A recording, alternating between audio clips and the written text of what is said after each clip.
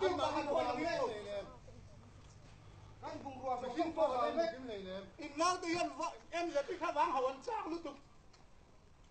mình xin nghe tận là một kiếm lẩu cũng là điên in sạc lô mình bộ lô cũng là điên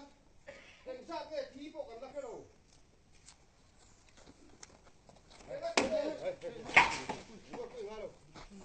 mấy in sạc lô mình đủ là hiện được xin bộ cần này một kiếm lẩu in nào thì in không phải lô mình in thì thắp lô lúc tục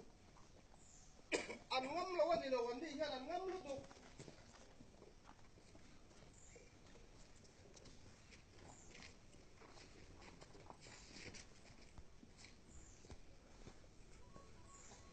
xin cảnh sát cái thí sẽ đủ là hiện ông đã tôi giống giống phải một trăm vết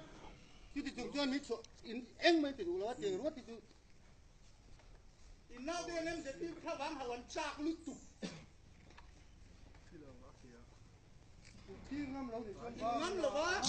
chắc chỉ có linh về tí là lắm mình in sạc em